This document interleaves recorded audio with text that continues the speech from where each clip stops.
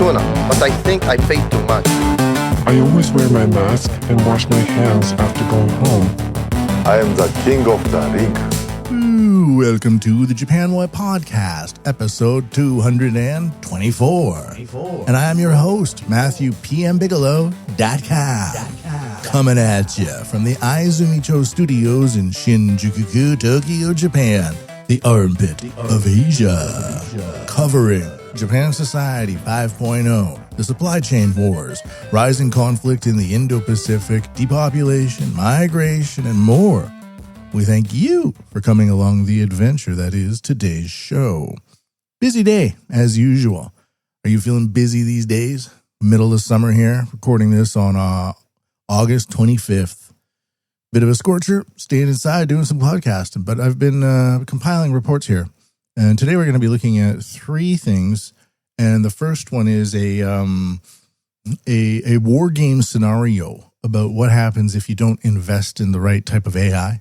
I consider myself pretty well versed in these topics, having built an AI school for captains of industry from 2015 to 2020 in the telecom section of Japan, and doing this podcast for now like 5-6 years.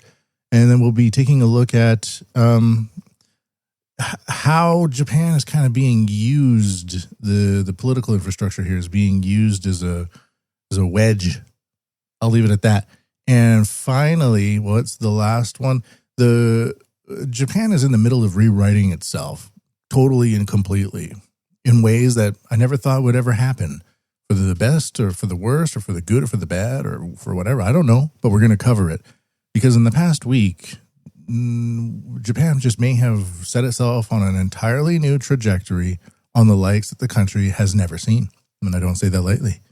Just wait till the end to find out.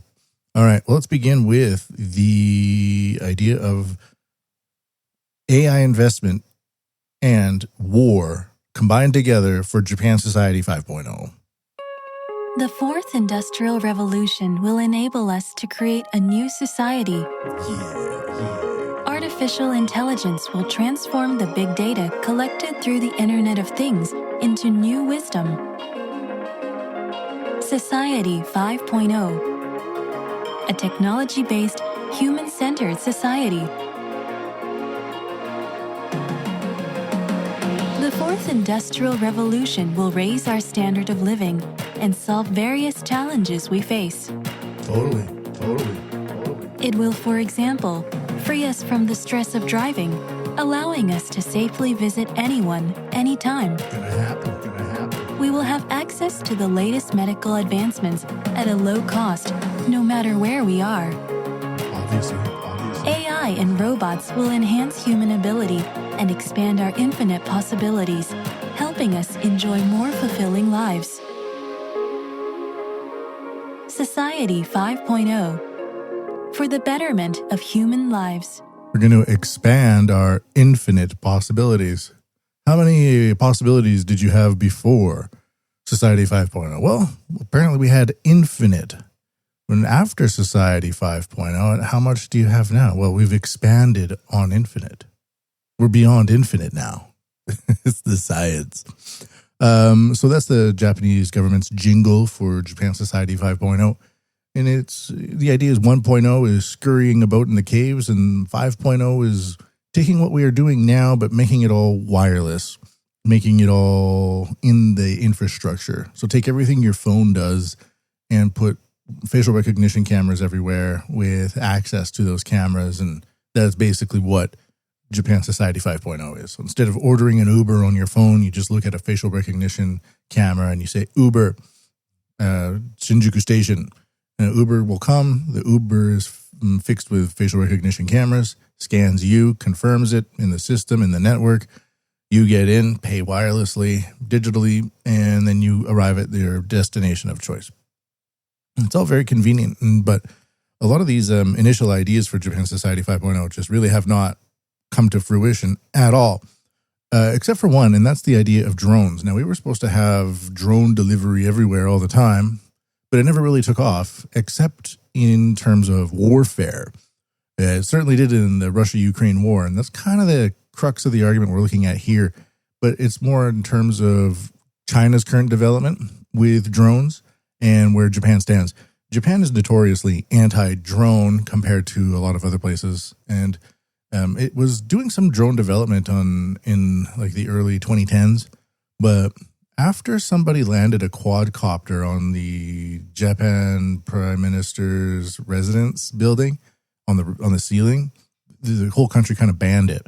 And there's no drone zones everywhere, and Japan kind of prefers to have its helicopter fleets do all the flying around and stuff like that. Makes sense. They're good at it, and it's an effective system, and the drones do have an invasive quality about them. But what has kind of happened is now Japan has become a massive laggard in drone development, right next to China. And you can see on social media or lots of videos of these giant drone displays that are iterating themselves technologically at a quite the clip. 10 years ago, it would just be 50 or 60 drones in the sky, kind of an outline of a human kind of running, and all the drones are connected to each other and to a ground base via Wi-Fi, and they communicate with each other, and they light up to make a Chinese flag, and then some sort of nationalistic slogan might appear under it, and it's all in the sky, and you look up at night and you see the sky is kind of dancing in front of you. It's fantastic technology, but now it's to the point where there are 2,000 or 3,000 of these things all coordinating with each other in the sky. And this is obviously dual-use technology, where they could easily be equipped with facial recognition cameras and weapons and go hunting for whoever you want. You could even have sheeps and wolves in sheep's clothing. I always mix that up. You could always have wolves in sheep's clothing. You could have a drone display of 3,000. And if you know that if you're like Mr. Government and there's some political dissidents that you know will be attending, you just equip 5 or 10 of them with weapons and take them out.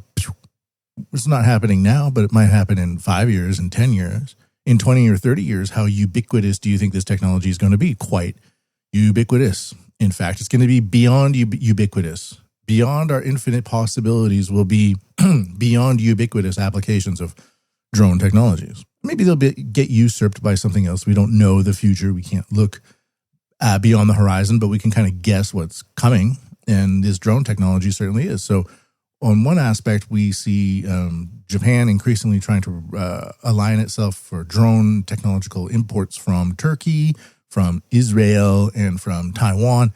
My position on that is that it's risky because of the supply chain risks. These countries don't obviously align with each other. And if you are expecting other countries to supply always your security measures for you in these adverse supply chain times, well, then you're putting your entire nation at risk. And for example, if China and Turkey, get real buddy-buddy with each other, and China says, hey, we don't like Japan getting all these drones from you. Okay, Turkey says, fine, whatever. We'll figure it out. Bye-bye drones to Japan.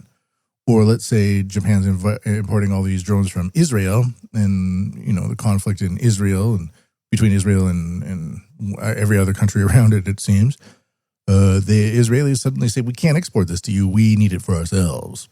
Or there's an embargo on Israel and they can't get it out of the port, so it doesn't come to Japan. Likewise with Taiwan. China takes over Taiwan, takes over the drones, and then so all these situations kind of leaves Japan SOL, where the ISNE hits the ANFE. And today we have a scenario, and it's kind of a message to the Japanese self-defense forces. And this is a scenario. So we're kind of we're looking into the crystal ball, and we're doing a war game scenario here. And let's begin. Japan's peril in the age of weaponized drone swarms. In the pre-dawn haze in the summer of 2027, Fukuoka awakens to terror. A swarm of autonomous drones launched from stealth submarine drone squadrons that surface in Hakata Bay descends like a biblical plague. These are no mere quadcopters. They're lethal machines armed with facial recognition AI, scanning crowded streets for high-value targets. Politicians, military leaders, even civilians flagged in hacked databases. As the sun crests, explosions ripple through Canal City Hakata, a finance minister vaporized mid-commute, his face matched in milliseconds to social media profiles. Simultaneously, the swarm's cyber payloads infiltrate the city's smart grid, seizing control of water treatment plants. Yeah, this is the other aspect. The drones aren't also equipped with weapons. their hacking systems. I've seen drones hack drones. And then the drone operator pilots the hacked drone. That's another wolf in sheep's clothing. Got it right. Pumps halt, reservoirs contaminate, and digital ransom demands flash across municipal screens. Pay 10,000 Bitcoin or watch your metropolis thirst. Surveillance cameras, now puppets of the invaders, feed GPS data back to the drones, enabling pinpoint strikes on fleeing first responders. In the ensuing urban chaos, swarms weave through skyscrapers, overwhelm self-defense forces units in brutal close-quarters combat, turning alleyways into kill zones. This isn't science fiction. It's a plausible escalation from regional rivals like China, exploiting Japan's vulnerabilities in a hybrid war that blends silicon and steel. Weaponized drone swarms represent the pinnacle of asymmetric warfare, fusing AI autonomy with devastating capabilities. At their core are drones employing facial recognition for targeted killings, lethal autonomous weapon systems, or LAWS, lethal autonomous weapon systems, that identify and eliminate individuals without human oversight. In Japan's context, this nightmare amplifies due to its dense urban fabric. Fukuoka's 1.6 million residents offer a target-rich environment where algorithmic errors could cascade into mass atrocities. Israel's 2021 deployment of Elbit Systems Legion X swarms against Hamas previews this, where AI-coordinated drones hunted in urban mazes. For now, proximate threats from China's advanced drone fleets over disputed Senkaku Islands heighten the risk. A single miscalculation could see facial scanning swarms assassinating SDF commanders, eroding command structures before boots hit the ground. I'd like to say this is probably not going to happen in 2027, but 2037, 2047, who knows what China's going to do by then. Compounding this are swarms with cyber prowess, capable of hacking infrastructure to hold cities ransom.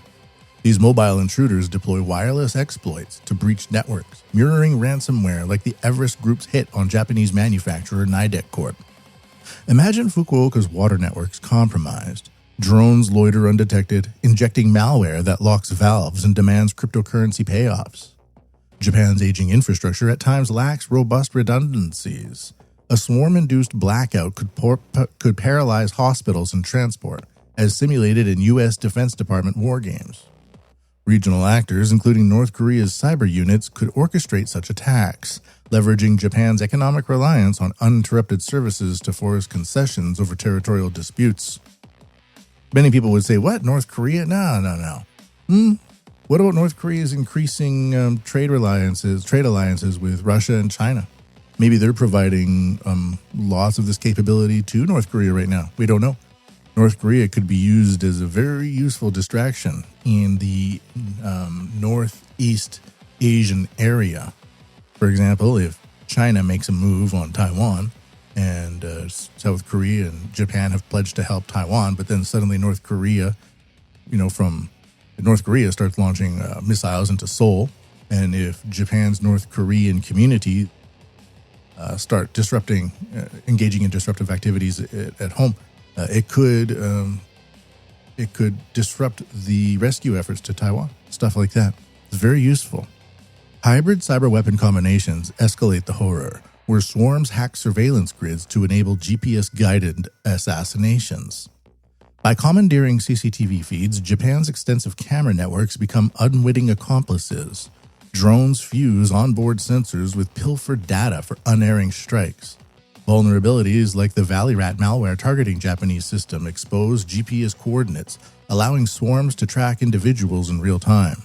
In urban combat scenarios, this manifests as swarms saturating defenses.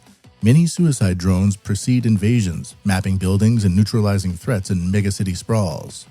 Ukraine's battlefield lessons, with AI drones decimating Russian positions, underscore how Japan's island geography, while aiding layered defenses, could trap forces in confined battles, as envisioned in potential Senkaku conflicts. Yet Japan is not defenseless. Its technological prowess shines in countermeasures.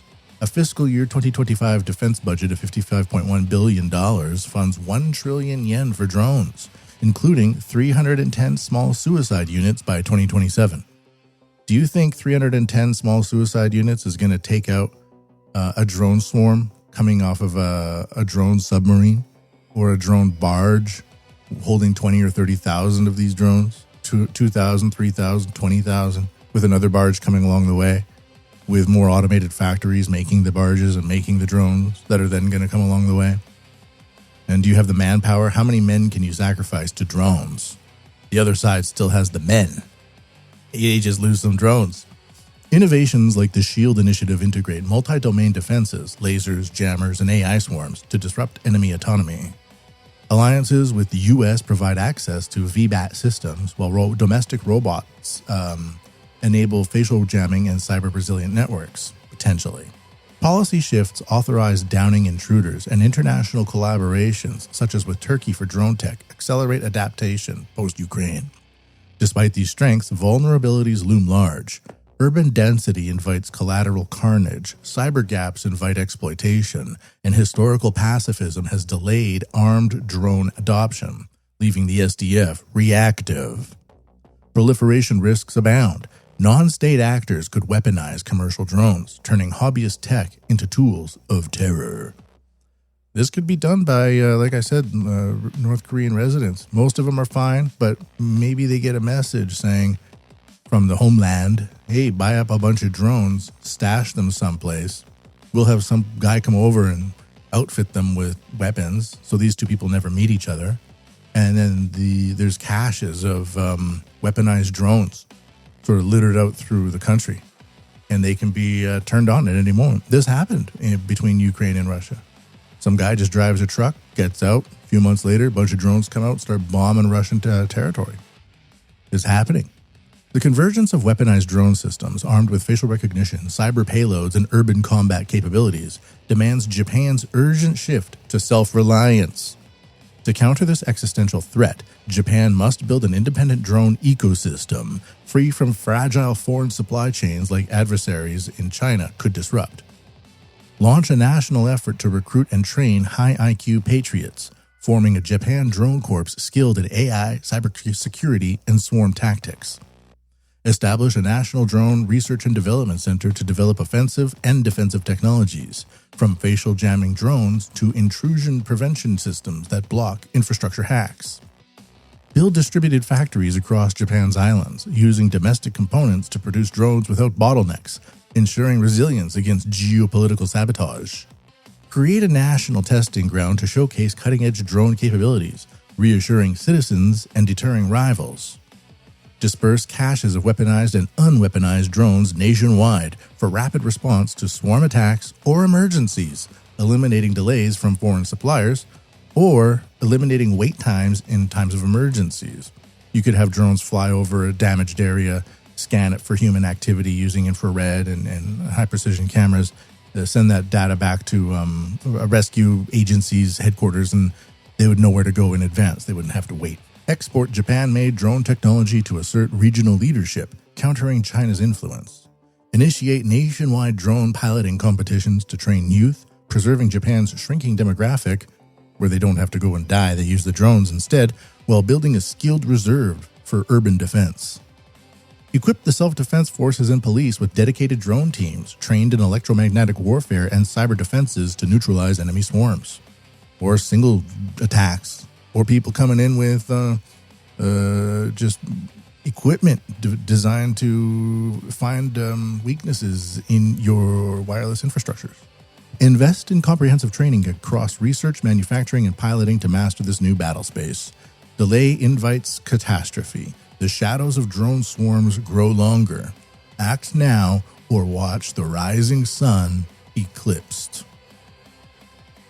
Well, that's the idea here for the first segment, is that even if the drone swarms don't occur, and they, the reason I chose Fukuoka is because I was looking at maps.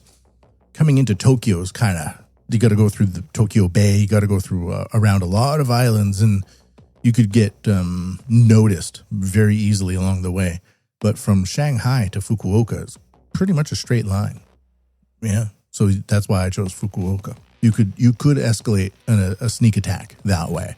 And I'm not saying that China is going to do it. There could be some other actor. Just China is the one that comes to mind. So if we don't invest in this technology, you might get overtaken by somebody else. It's the same thing with roads. If you let somebody else build your roads, well, then you're kind of at their whim in many ways. But if you build your own roads, you build your own future. The fourth industrial revolution will enable us to create a new society.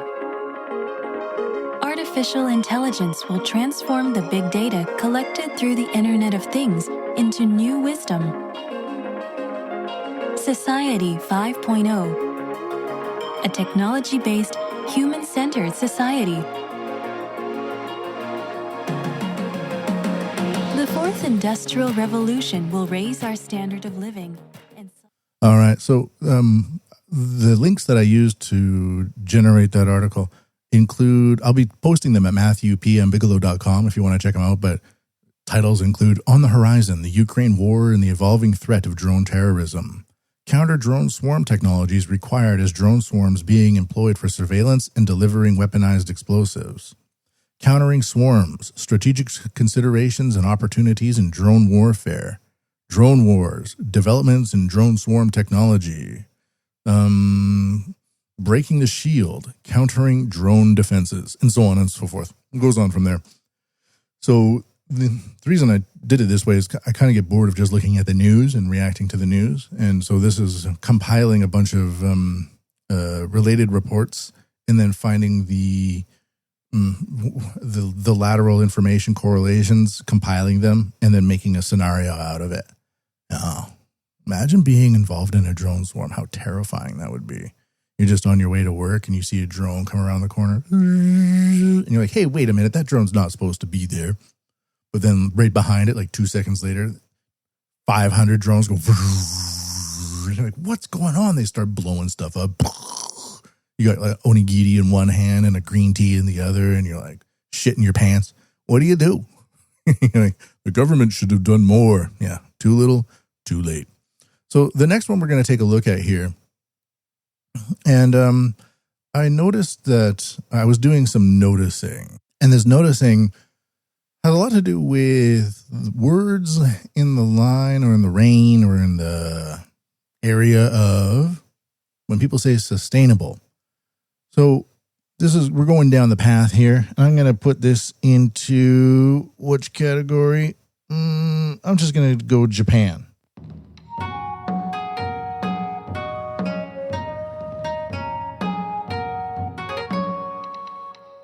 So I was on the ARIA website. The ARIA is ERIA, and that means Economic Research Institute for ASEAN and East Asia. Acronyms keep expanding. As we all know, one in particular goes on forever and ever and ever. We don't see much of it these days. And I'm just going to read here. ASEAN needs new integration strategy driven by innovation, says ARIA president. Okay. So you start reading, it's in Kuala Lumpur. Oh, that's cool. Who doesn't want to go there these days? It's a really nice place. Isn't it, Fuad?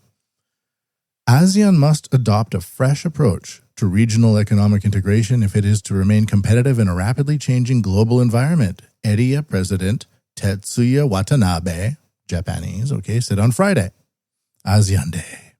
Speaking at the ASEAN Economic Integration Forum 2025 in Kuala Lumpur, President Watanabe observed that the world is witnessing a, quote, global power shift towards ASEAN and other emerging economies in the global south. He continues, ASEAN is now stronger, bigger, and more important economic bloc for the world, he told a high-level panel on Shaping ASEAN 2045, Pathways to a Resilient, Inclusive, and Sustainable Community. Moderated by University Malaysia Vice Chair Counselor Professor Sufia Hall. Sorry, I don't know your names. I'm going to butcher them anyways, and I'd like to apologize like most people do, but you butcher my name all the time, world, so screw you. Anyways, so of course when I hear, shaping ASEAN 2045, resilient is fine, inclusive, now we're getting into that territory, and sustainable. So this is code. This is like two kind of microorganisms exchanging enzymes or something like that to confirm or deny each other's presence. So if somebody says inclusive and I say yes, inclusive, then we're on the same page. And if they say inclusive and sustainable and I go and diverse, then we're definitely on the same page. So this is kind of the opening the portal to the rabbit hole here. And what I was thinking is there's so much change in Japan at the moment. And when it used to be a lot different, strategic partnerships didn't used to hold these types of SDG stamped messaging systems into them until very recently. So what I've compiled here is another report on how, with Japan's drastic internal shifts in policy, and especially with the dismantling of existing power structures in its governmental systems and replacing them with new ones, the idea here is Japan being used? Is there like a new kind of a parasitic, an ideological parasite occupying Japan's political structure that is then using Japan's political structure to spread it to other political structures? Kind of a serious topic, and I think about it when you say it, it's like, okay, we're going there. Then I guess we're definitely going there. So this is the idea that I've compiled here, and I'll be supporting it with links and everything like that. If you're interested, I compile a bunch of links that suggest this to be the case at MatthewPMBigelow.com, and you can disagree. It's more of a theory than me throwing fingers with Jacques and we need to revolutionize. I'm not saying that at all. It's just looking at the current state of where we are and how fast things are changing. What are those changes and where might they be pointing? That's more along the lines of what I'm doing here. So this article, this report, is compiled using a bunch of links to the material discussed. It's all available at the website, MatthewPMBigelow.com, MatthewPMBigelow.com. And this involves kind of a historical context, just to say that it's not a one-off thing that's happened and I'm making a big deal out of it. It's wide-ranging, historical, and could be parasitic in nature. Japan's role in disseminating WEF AI values domestically and internationally. Japan acts as a key conduit for World Economic Forum AI values, emphasizing multi-stakeholder governance, ethical innovation, and interoperability. This partnership began with Japan Society 5.0, inspired by WEF founder Klaus Schwab's Fourth Industrial Revolution concepts, as discussed with Prime Minister Shinzo Abe at Davos at the time.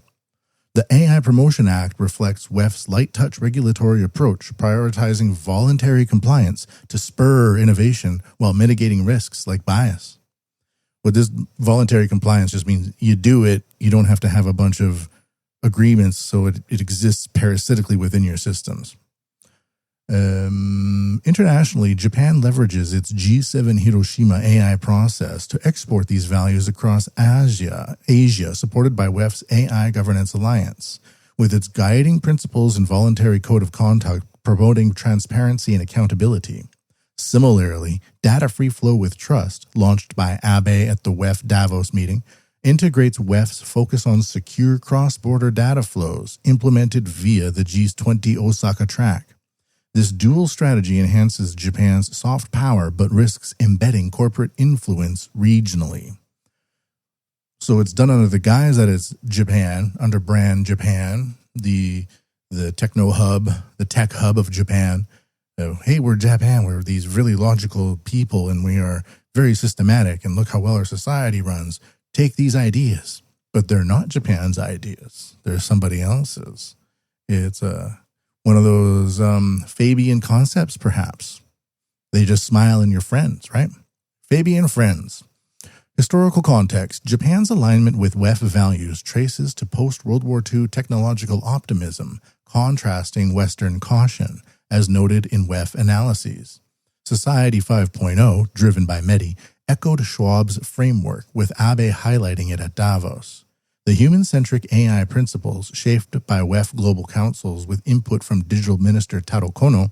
Taro Kono, by the way, had an avatar of himself speaking at the Hiroshima AI process, and they made a robot that looked just like him, and he would talk. And this was done with the Japan Council for the Fourth Industrial Revolution. So it's all circular. It's all for the environment. So the Data Free Flow with Trust's introduction by Abe at Davos, supported by WEF white papers like Paths Towards Free and Trusted Data Flows, advocated trusted data mobility. The AI governance version 1.1 adopted WEF's agile, risk-based approach, while the Hiroshima AI process, overseen by Kono, globalized these norms, culminating in a March 18, 2025 pact with WEF's Mirek Dusek to extend principles to Asia. Mirek Dusek, Klaus Schwab has basically stepped down, and there's all these other captains trying to scramble to the top. Mirek Dusek is one of them, and you can find him talking with high-level Japanese politicians to promote these into Asia. So this is kind of where the rubber meets the road, where you have this historical alliance, these people meeting together, maybe discussing what the future is going to be. And then one side starts adopting more policies than the other side.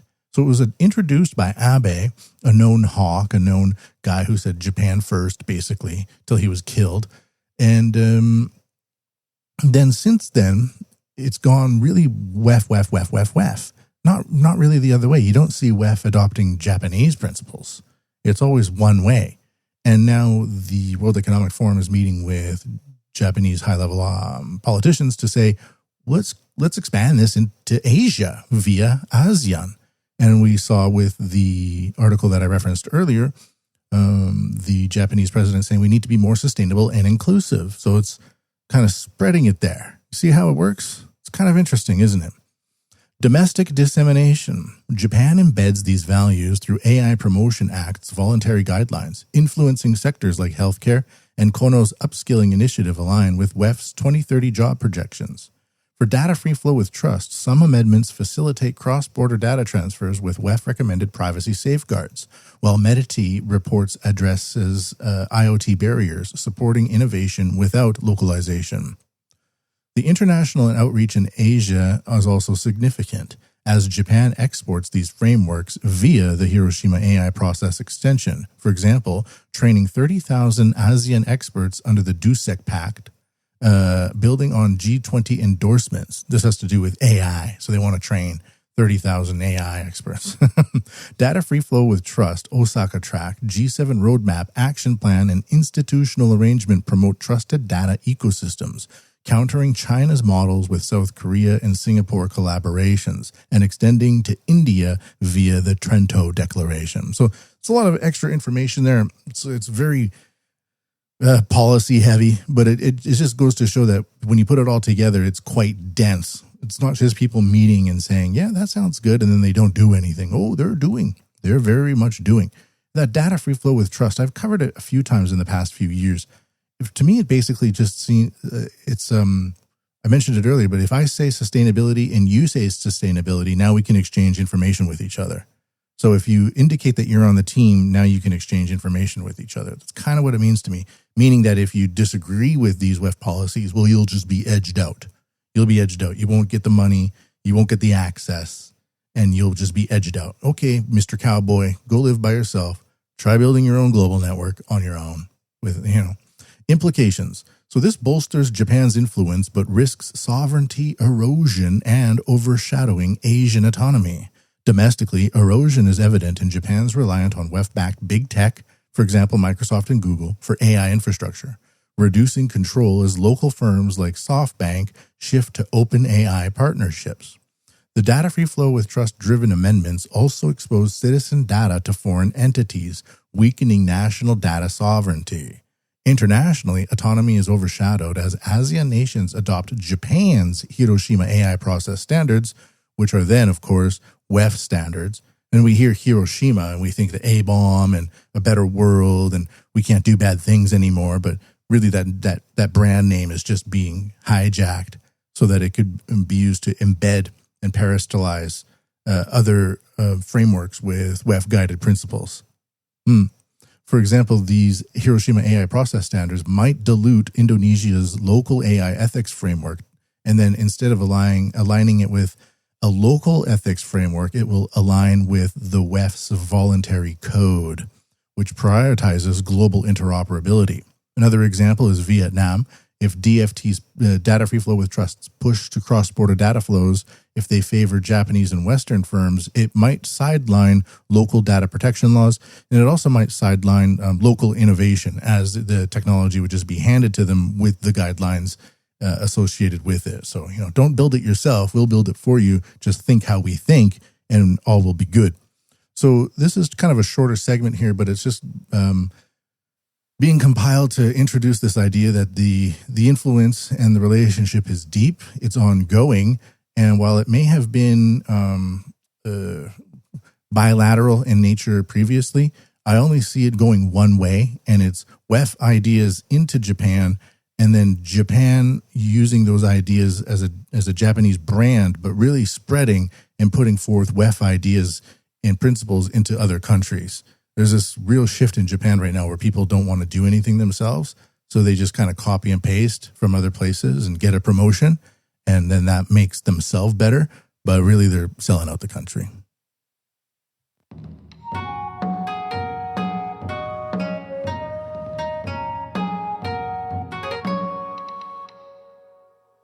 All right, we'll just put this one in the supply chain war. Why not? Die for the war. Everybody moves. Die for the good, for the good. Die for the war. Die for the war.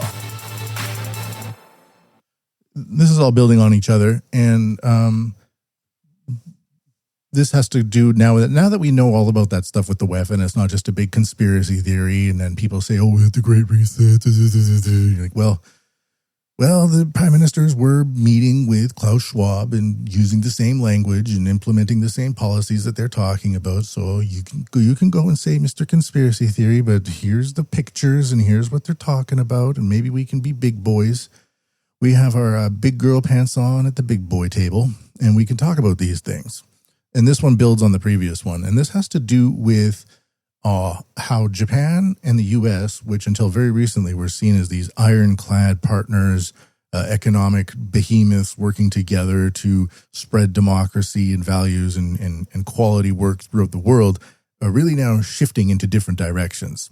And this might be reflected in how the United States treats Japan in the future. I've seen some scuttlebutt that the idea that Japan is this great ally that's just amazing for the U.S., that's kind of the previous way of talking about Japan, that's being reduced, and they're just treating it like another country. I think in part because of the new ways in which these two countries are carving their futures. They were aligned in the past, forcibly for unknown reasons, but that doesn't last forever. So this one's called Japan's Policy Pivot and the Widening U.S.-Japan. Japan, under Prime Minister Shigeru Ishiba and the Liberal Democratic Party, is undergoing a radical policy transformation marked by internal restructuring and external alignments that sharply diverge from U.S. priorities. Initiatives such as the Africa Hometowns Program, the $550 million Gavi investment, potential relocations of UN functions to Tokyo and Yokohama, and the Japan-India-Africa corridor exemplify sweeping changes that could reshape Japan's society and economy for generations through demographic shifts and deepened global commitments. I mentioned at the beginning of the podcast that this could be a week in Japan that changes it forever. And if we just look at the surface value, we don't understand how deep this is, but by the previous article, we can understand, oh, wow, it actually goes pretty deep. And recently, there have been announcements that there's going to be 4 Africa hometowns in Japan. There's going to be, $550 million commitment to Gavi and the Vaccine Alliance. There's going to be, what else was there? Yes, India, there's a new memorandum of opportunity that was signed between Japan and Bangladesh to bring over 100,000 Bangladeshis. So we are seeing a real shift in policy where the United States is more saying more, no, we don't need all this stuff. We're going to do it our own way. But Japan is increasingly and quite rapidly saying, let's do it. I mean, 15 years ago, you had pretty xenophobic men in office in Japan, quite xenophobic. And now it's the opposite. Let's just open the doors and we'll put a SDG stamp on it so it looks official. And I don't have to take responsibility because I'm just here. Initiatives. Okay, so let's get these moves embrace World Economic Forum style economic policies, emphasizing sustainable development goals and multilateralism via the UN and global health bodies, contrasting with the United States' transactional, America-centric approach under President Trump. Long-term risks for Japan include economic competition for migrant workers, rising crime, and societal upheaval, potentially mirroring Sri Lanka's 2022 collapse after its 2016 WEF-aligned organic farming push led to agricultural failure and economic meltdown. Couple of points here, stick a couple of pins in there. I got lambasted so hard 5-6 years ago when I first started doing this podcast, when I brought up a news article, 500,000 Vietnamese slated to come to Japan. And the co-host at the time, Mike Rogers, a DJ, good DJ, he was saying, that's going to increase crime. And people on Facebook started calling me a bootlicker, calling me a racist, calling me all these terrible things, just dragging my name through the mud, scaring a lot of people away from the podcast. And I defended myself, of course. And now 5-6 years later, totally proven true, the rise in crime from the Southeast Asian newcomers to Japan is skyrocketing. They're not making much money. They're quite poor. They're not very smart on average. So they're criminals. Go figure. Not all of them, small minority, but it's still quite significant. It's changing a lot of the high trust elements in regional Japan. Definitely. But all those people that dragged my name through the mud 5-6 years ago, where are they now? Nowhere. And that's why I don't like them. They will try to ruin you. And then when you're right, they're nowhere to be found. They're just off ruining somebody else. So that's that pin. I'll leave it there. And then the other one is, yes, Sri Lanka in 2016 did adopt a WEF-style sustainable economy. And there's all these articles, you can look it up. 2022, the place is in meltdown. The president had to flee. I think he went to Dubai or something like that. Gone. And the country hasn't really come back at all. And I've seen YouTubers going around Sri Lanka now, and there's a lot of despair and poverty. You can just see it everywhere. But anyways, economic ties with the US and Japan persist via infrastructure, but future trajectories diverge. Critically, public awareness remains negligible, with most Japanese distracted by TikTok, Instagram, TV, and corporate drudgery. So the internal reforms, the LDP's strategic realignment, and I'm compiling these reports to be more in line with the bias at the Japan WUT podcast. So I don't read somebody else's report and then say, I disagree with that. I'm going to say it this way. So I'm actually getting Grok to go through documents and then compile the information, and then I introduce bias into it according to what the Japan WUT podcast likes to pursue. The LDP, Japan's ruling party, has undertaken calculated reforms to consolidate power and shift its ideological stance, using the pretext of voter backlash in the 2024 elections, where the LDP lost its majority, to dismantle traditional factions and pave the way for a globalist-friendly framework. That's the bias. It's done on purpose.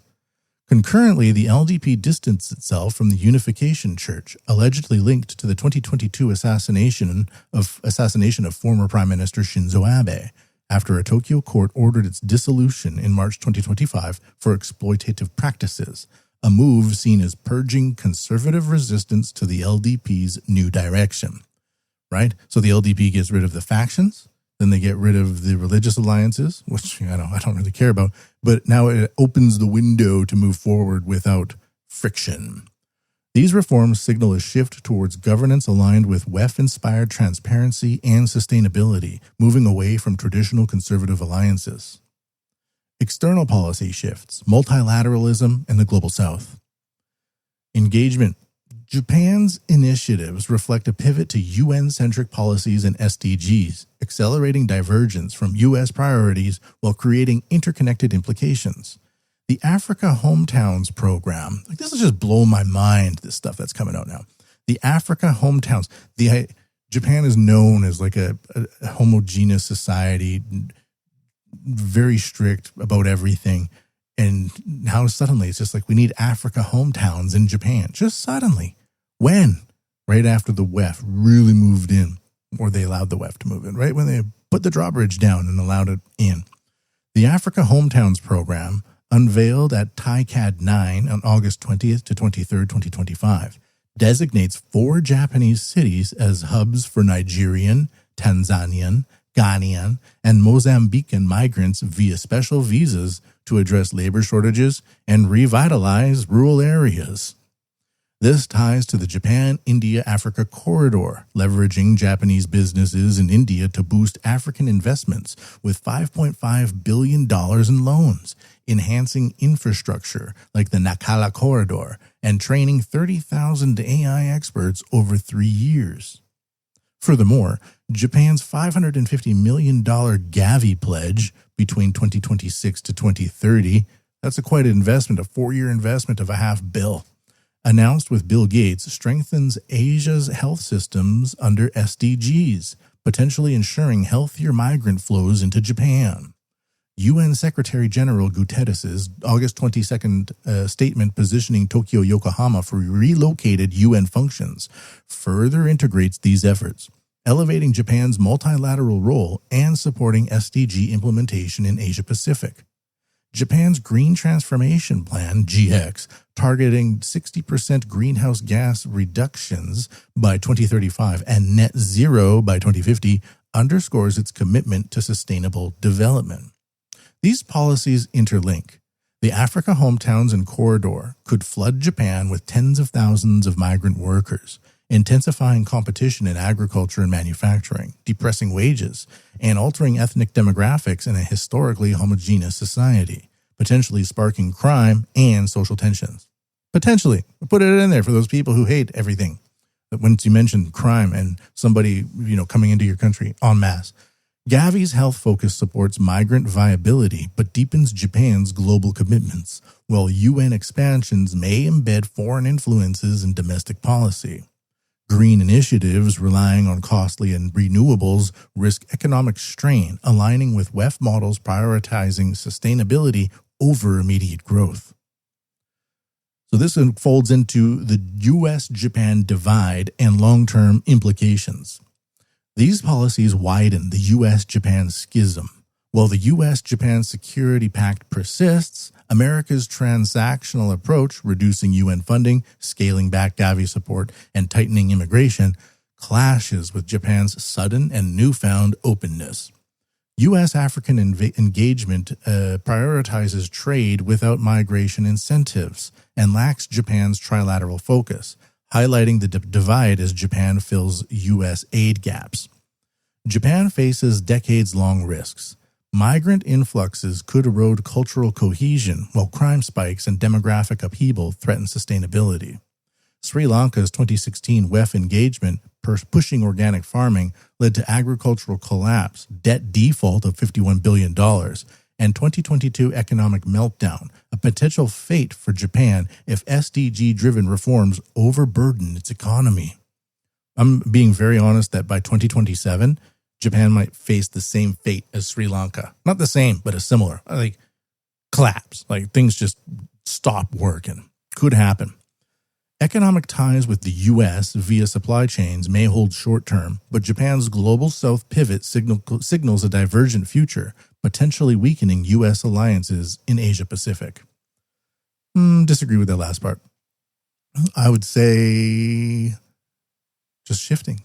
Public awareness and societal blind spots. Despite all of these shifts, so what I'm talking about here sounds like something that the whole nation would have to come together and talk about and agree on. But instead, 99.5% of Japanese people remain unaware. They're engrossed in TikTok, Instagram, TV, and corporate drudgery. Minimal discourse on these initiatives indicates low engagement, allowing policies to advance unchecked. So there we go. Die for the war, everybody move. Die for the good, die for the war, die for the war. So I don't normally do these styles of reports, and I don't foresee myself doing them too often. It would be nice to do it maybe once a podcast, but basically with the future that I'm looking at of being overwhelmed by advanced AI drone technology in the form of warfare in the future, and the amount of effort it takes to build something like that up, if the whole country is distracted, if the whole leadership of the nation is distracted by SDGs, promoting green initiatives, bringing in hundreds of thousands or over the course of a few years, millions and millions of new migrants, while also being a tourist hub, like 3.5 million tourists came to Japan last month. It kind of reduces the amount a shrinking society can focus on building up its necessary defense systems. So those in charge can say, well, we'll just outsource it. Problem solved, brush my hands off with it and off we go. We just import it. Then let's focus on the green stuff, This drone stuff's scary. I just want to be sustainable. Okay, import drones and take all of that time that would take to talk about drones or implement drone technology, and let's just go to meetings and talk about sustainability. And then 2027 happens, and boom, what do you get? 2016 was Sri Lanka, doing pretty good. It adopts a WEF economy. 2022, total collapse. So with then ex-Prime Minister of Japan's Kishida's implementation of new capitalism, which is just another word for the Fourth Industrial Revolution. So if we had 6 years of Sri Lanka WEF adoption to collapse, well, 2021 to 2027 would be Japan's projection. I could be wrong, but I don't see, even though I have this great desire to have advanced weaponized drone swarms in Japan and being a global leader in that, can Japan pull it off if it's obsessed with spreading WEF values in a parasitic manner, where most of the people spreading the values don't even know their origins? They just say the words without understanding the meaning.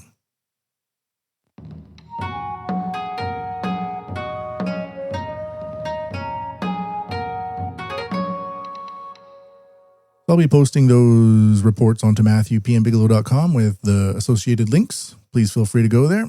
That's going to be it for everybody. That's going to be it for the podcast today, everybody. Thank you for tuning in. Thank you for listening. Until next time, go to MatthewPMBigelow.com, make a donation at paypal.me/JapanWUT. That's paypal.me/JapanWUT. Ja, mata, ne.